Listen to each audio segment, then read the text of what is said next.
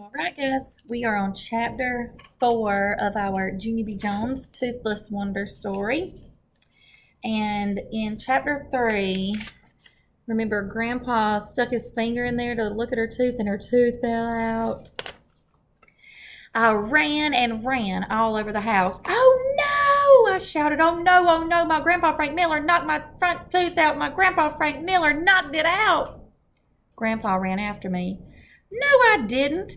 Of course I didn't, Junie B., he said. Your tooth came out when you bit down on my finger.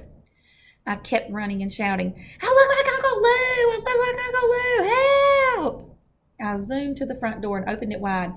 911! 911! Tooth's knocked out! My tooth's knocked out! Grandpa quick picked me up and carried me back inside. I think Junie is what we call a little dramatic. She's taking it way out of proportion. Look, there she is screaming out the door. There's Grandpa chasing her down. Then he took me to the bathroom and he gave me a paper cup with water. Rinse and spit, he said. I did what he said. Only that's when the worstest thing of all happened, because I spit water. My spit water turned pink. I did a gasp at that sight. Blood! There's blood in my spit! I hollered some more. Grandpa Miller covered his ears. Please, Junie B., just stop the screeching. After that, he took an aspirin. Plus, also, he ate 2 Tums. I kept on rinsing and spitting. Then finally, my spit water turned regular. Whew, I said. That was a close one. I was almost out of blood. Grandpa bent down next to me and smiled. Well, let's have a look, he said. I opened my mouth for him. He looked in and did a little chuckle. Then he lifted me up to the mirror so I could see too. I quick closed my mouth again because I was nervous to see for myself, of course. My tongue felt the new tooth hole. It felt very roomy in there. Well, said Grandpa Miller, aren't you going to look, honey? It looks cute, Junie B. It really does. My heart pounded and pounded.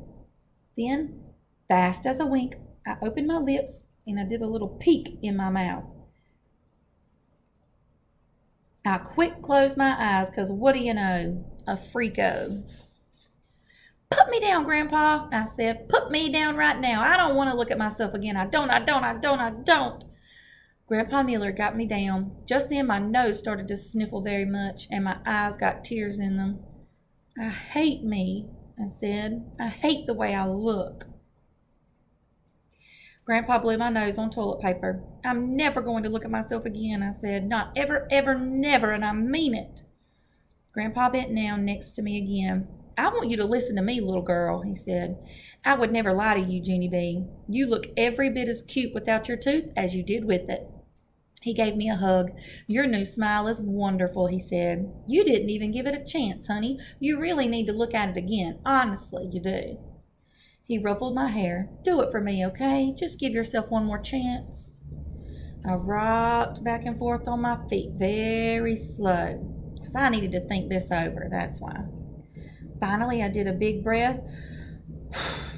Okay, Grandpa, I said, if you really want to lift me up there again, I guess I'll let you, but I'm only doing this to be nice to you. Grandpa Miller patted my head. You're very kind, he said. After that, he lifted me back up to the mirror.